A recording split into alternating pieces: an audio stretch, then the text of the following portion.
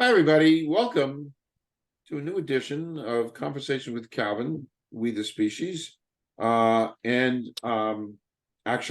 chronologically, it's probably one of the last few days I'm going to wear a polo like this because we're approaching the middle of October, and that means autumn is really here, and Halloween is a few weeks away.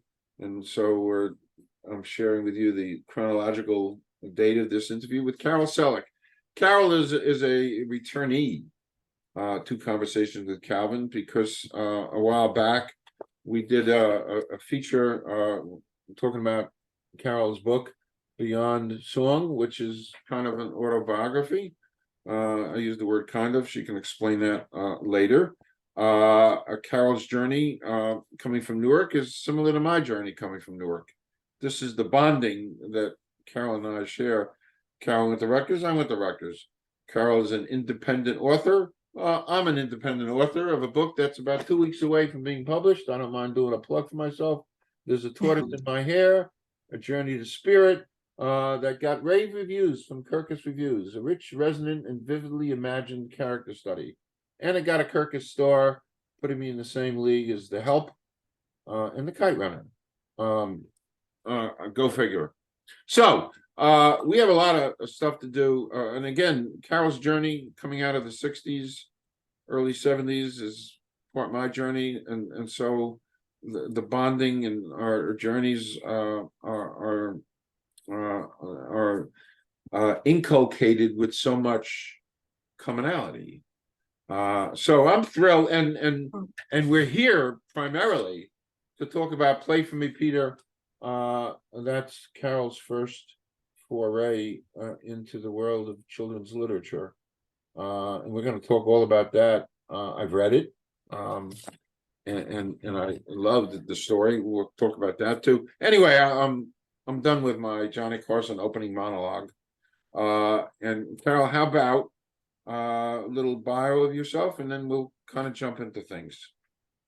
Well, as you said, I'm a singer-songwriter, and I was very actively involved in the late 60s and early 70s in the tumultuous times. And that was a very free time to be in your 20s. And it inspired a lot of music for me because women were just starting to be liberated. And the freedom of not having to get married right away and have children and be just like your parents, it was new territory. And a lot of singer-songwriters were writing about it, like Carole King, Laura Nyro, Joni Mitchell, Carly Simon. And I was inspired by those women to write my own songs. I gravitated towards women musicians who were also songwriters, even though someone like Joan Baez and Judy Collins, they both had beautiful voices and they were great interpreters. I really liked original material. And when I took a cross-country trip to California from one of my original colleges at George Washington University, that's when I realized that I had to start writing songs. So I've always loved writing. And there were certain situations that happened to me and my close friends that bonded us. And it was so unique that everyone would say, "Oh, you have to write a book about this. This could be a movie." And I didn't know which one of us was going to actually write the book. But unfortunately, one of my college roommates had passed away, and I just started like writing down every single thing that had happened at the time because I guess I was the self-appointed one who was going to write the book, and that's how Beyond the Song happened. Right. And I started each chapter with an original song that I wrote, and I sometimes still sing and perform today. And it was an unbelievably gratifying experience, which I'm sure you know, and you're going to even experience more of that, where to actually be able to say, I am an author. It's one thing to say, oh, I write, but when you have the book and you can say, I'm an author, because as you know, there is a lot of difference between just writing it all down and then having the finished product.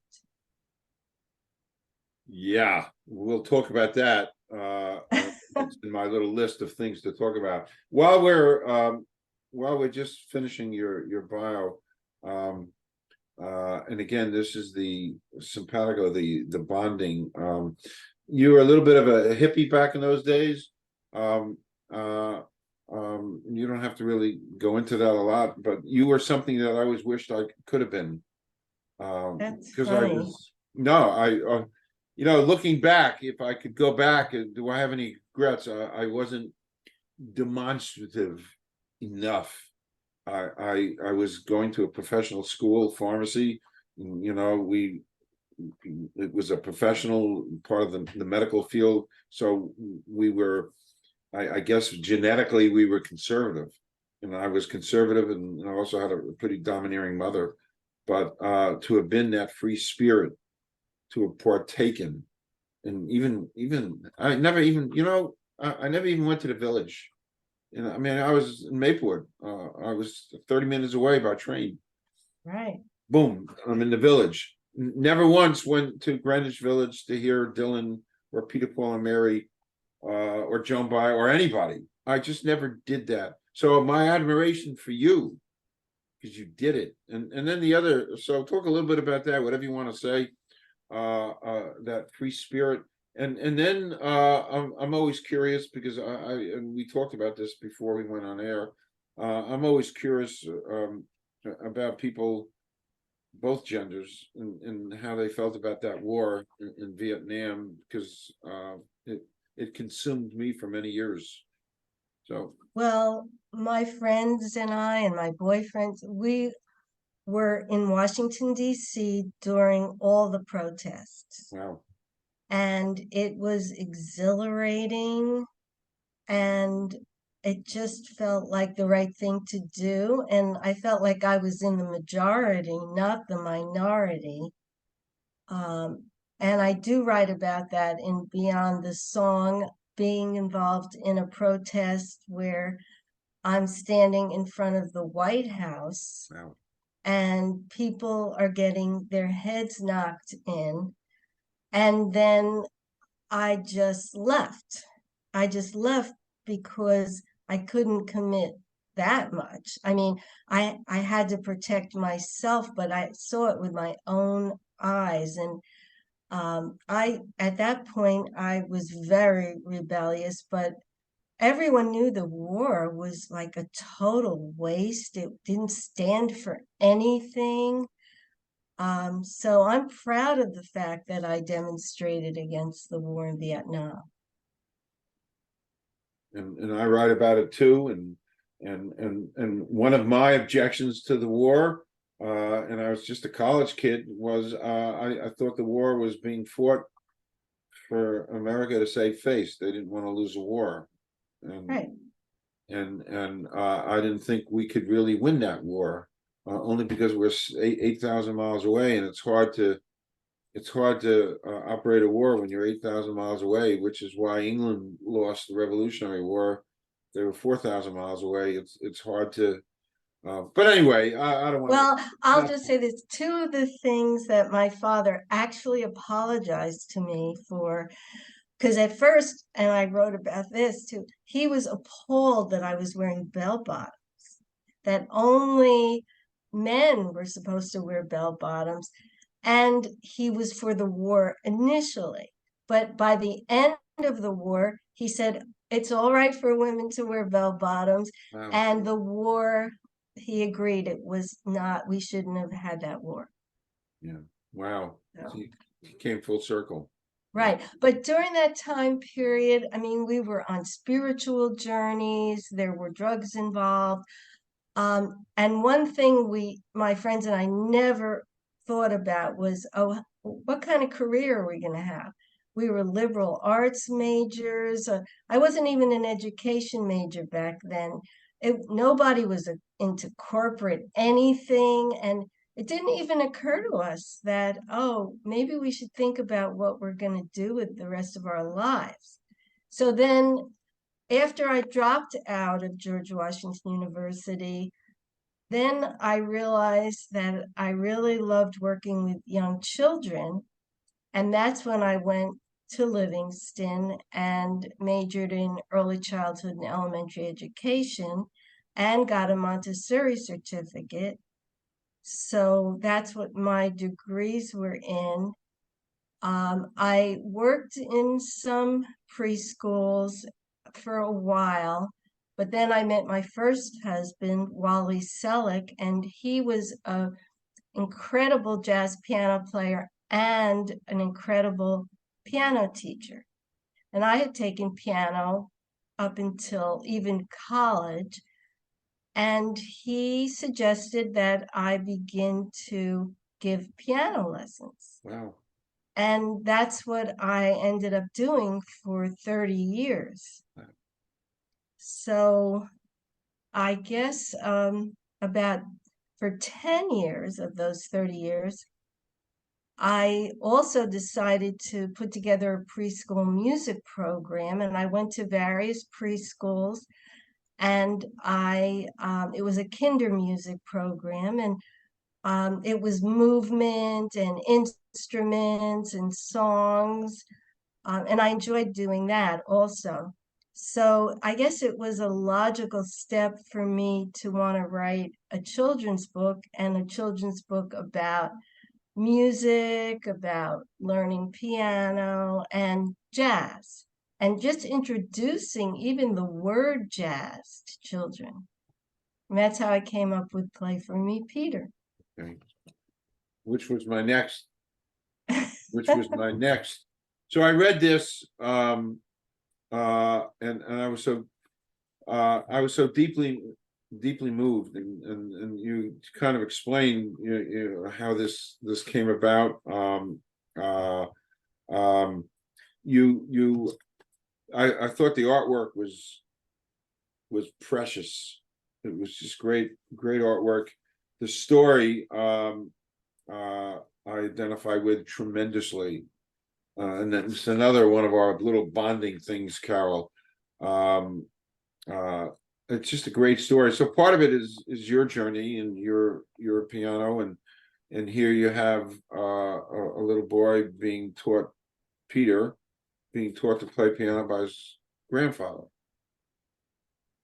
Precious, absolutely precious, and there's some twist. There, and so and also, so talk a little bit about the plot, a little bit about the infiltration of the notion of grandparents here, how poignant and tender that is, and then you wrote a song specifically for this at the end, right?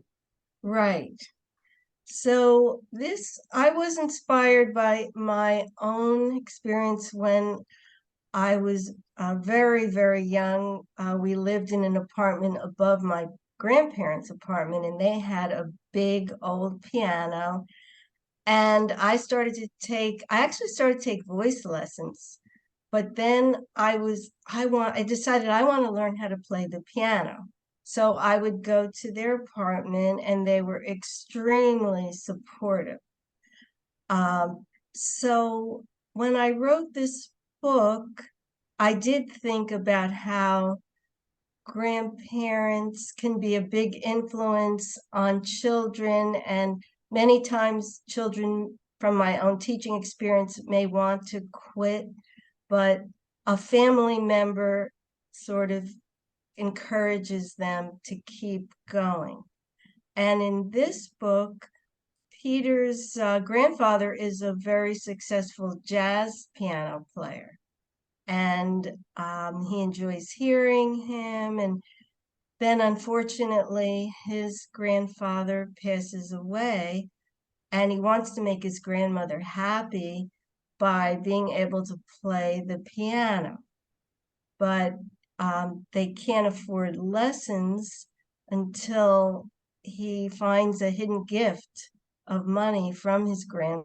grandfather, and his grandmother takes him for music lessons. And his teacher, who I call Mr. Wally in honor of my late husband, is very encouraging, but he doesn't want to just play like little baby songs. He wants to play like his grandfather did. And throughout the book, he really does work hard. He works hard, he sacrifices, and he becomes very good. And at the end, it's kind of all worth it to him and his grandmother. Wow. Wow. And the song you wrote for this, Every Good Boy Does Fine. Right, it's to help children learn the notes, and FACE spells face, but it's a fun way to remember the music staff, and they can sing along. Um, again, this is just such a poignant, it's such a poignant story. Again, because I'm a grandfather, and so it's such great identification. Um, you have another one in mind to come up? Right, my next one that is called Sing for Me, Sarah. I'm just putting the finishing touches on it, and I'll probably use the same publisher, and they're the ones who did the illustrations, Blueberry Illustrations. And I have a song at the end of that one too. Oh, cool, cool, cool, cool. Um, uh, and of course, when this is done, you'll come back. We'll talk about this. Your journey with Sarah. So beyond the song, and Play for Me, Peter. They're all elements of you being an independent author, Right. which is a very elite and precious and wonderful club, of which I'm part of. I'm an Right. independent author and proud of it. So, talk a little bit about beyond the song, and you're being the journey to getting this published as an independent. Well, I was lucky to work with an editor in Princeton who guided me.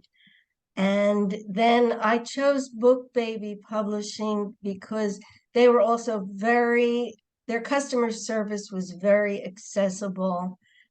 Um, so I think for my first book, it was a good choice. And then I've been performing at libraries. I have a program that is women singer-songwriters of the 60s and 70s, as like the ones I talked about earlier. And I perform Carole King and Laura Nyro, Joni Mitchell. I talk a little bit about their backgrounds. And then I throw in a few of my own original songs too. And that's been a lot of fun, and I've really been enjoying that. The first one I did was actually for Women's History Month, which is March. So, and then I joined some independent author Facebook groups. I One thing about being an independent author, when your book first comes out, it's like the sharks are in the water. People are going to try to get you to go with their promotion company. And I made a few mistakes. I will agree to that. Now I'm a lot more careful. And every week I get an email, oh, from a different company, we can take your book to -- 1 on the bestseller list. We can do this, we can do that. And they haven't even read the book. And the biggest shark was about a month ago.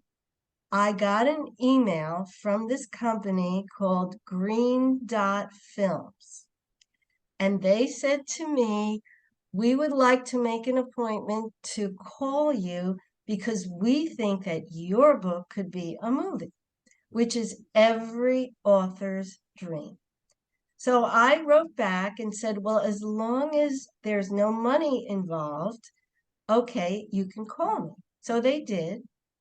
And they said that I passed the first contest or whatever it was, and that they had like this big pitch that they were going to give in October or whatever.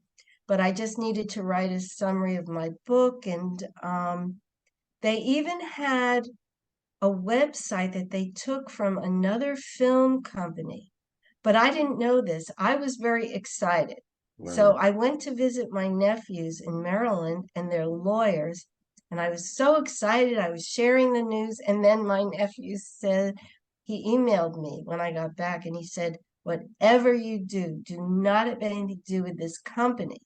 And he showed me how the website was pre-imposed on on a real website Wow. where the company had films in the Irish Wow. Film Festival. And so anyway, it's something that you can't really know ahead of time. You have to go through it and navigate. Wow. By the way, you are educating me because I'm at that precipice. 2 weeks, I'm going to be a published author. And you kind of lit my fire. Jim Morrison, Yeah. great line. You come and light my fire. I always remember Jim Morrison getting kicked off Ed Sullivan. Oh, really? I don't remember that. Well, yeah, they told him he can't sing on Ed Sullivan that part about getting higher, Oh, and they didn't want. He sang it anyway, and at the end of that song, after they were off camera, Ed Sullivan said, "You're never going to come back on my show." To which Jim Morrison said, "I don't care." yeah, I bet. Because it was, I mean, it was bad language, for Ed Sullivan. I can't get much higher, blah blah. Anyway, so you and reading stuff you sent me, and this was so interesting.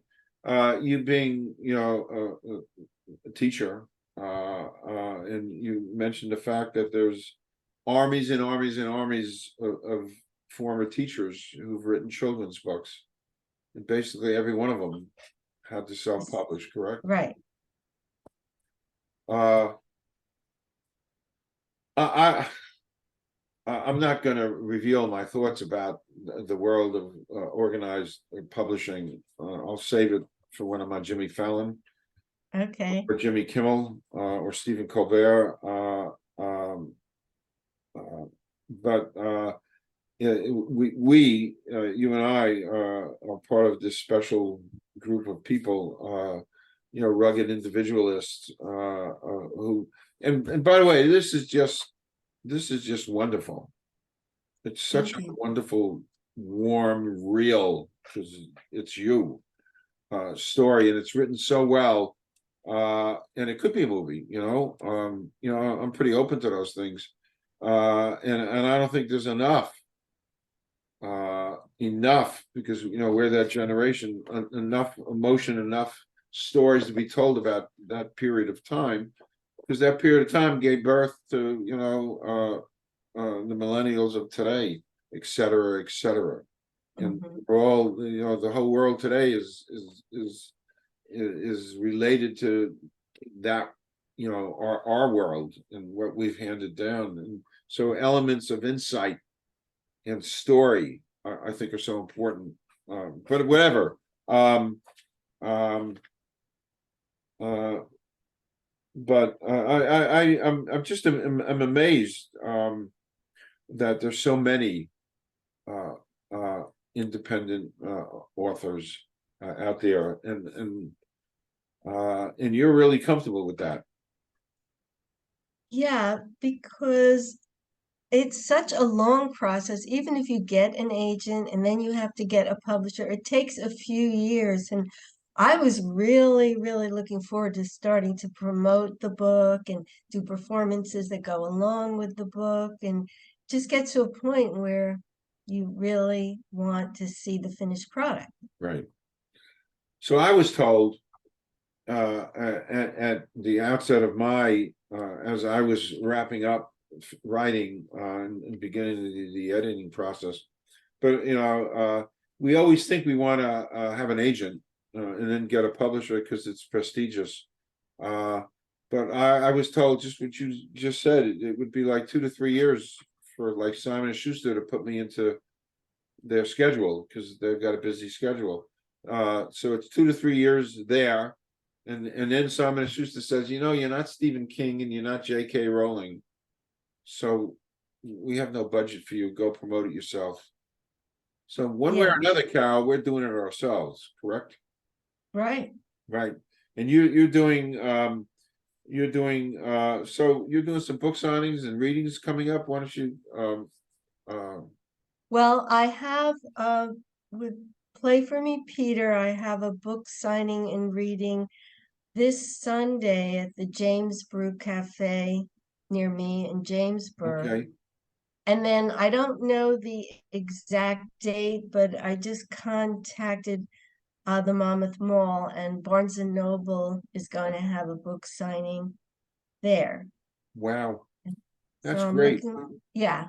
That's So great. yeah, I'm looking forward to that. Truly. I want to mention there is also an organization. I mean, there are a lot of organizations for independent writers, but there's one in New Jersey called IAB as in boy X. And they're out of Roselle Park.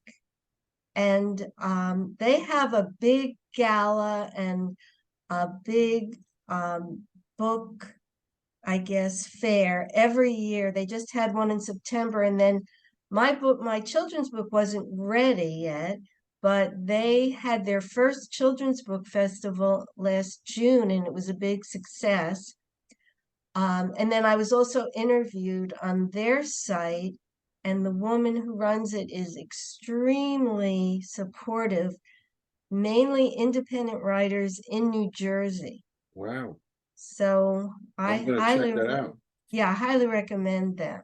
I thank you for this because I sit here, you can identify with this. I sit here frozen most nights because I know in 2 weeks when they press the button and I'm I know. published, it is one of the most I feel like an ant, a red ant about to climb Mount Everest.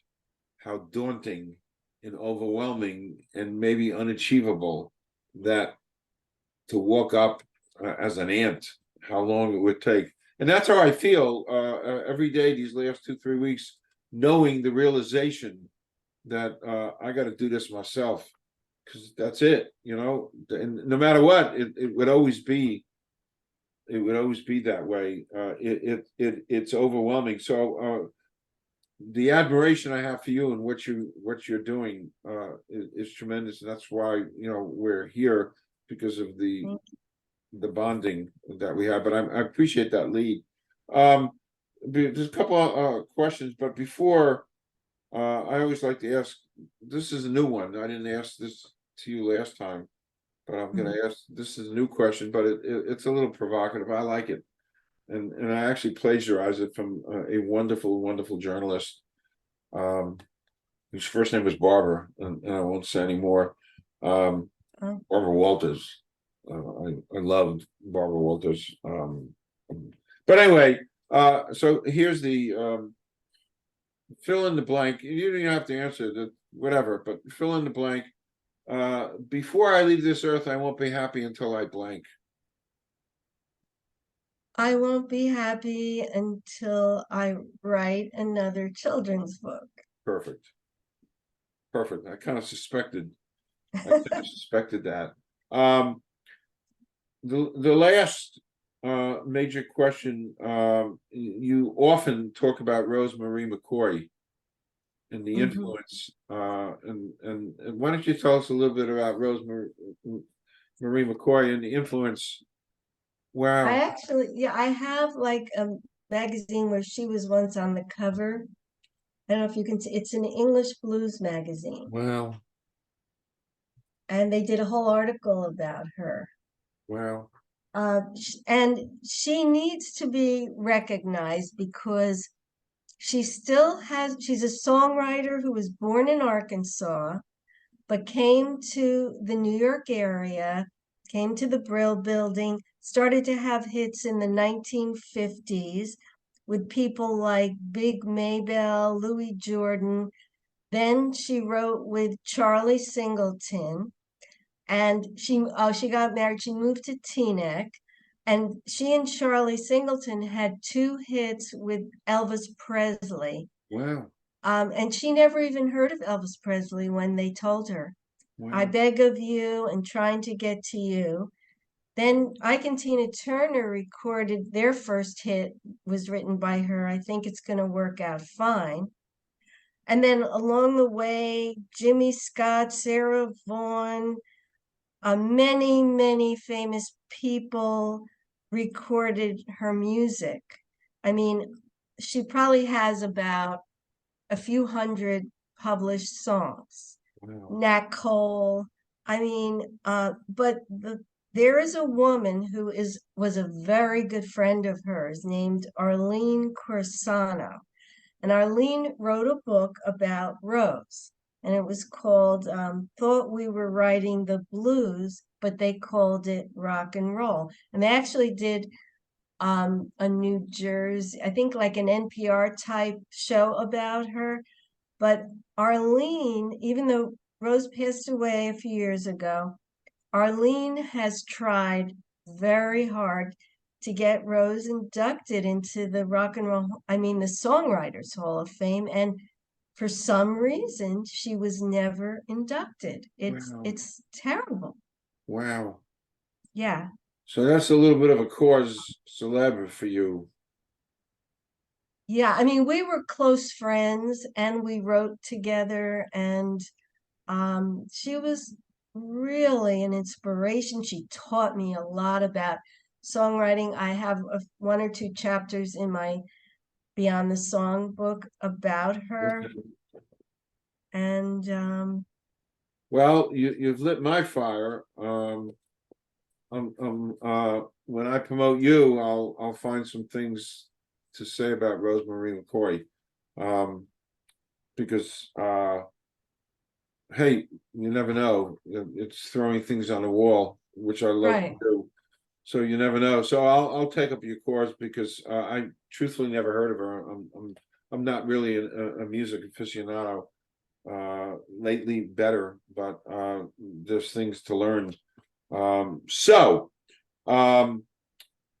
we've come to the end of number two. This is number two to be continued. I always say this. When Sarah comes out, we'll get back to doing this.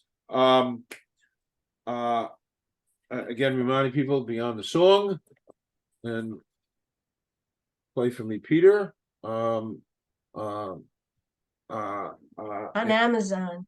They're on Yep, and Amazon. it'll all be there. I know it's on Amazon. I'll have the link, which I generated myself with Bitly, and it's your special link for Play for Me, Peter.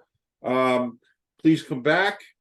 I Um, would love to. yep, please come back. Again, we there's so much bond here, you know, the independent writer thing, bond.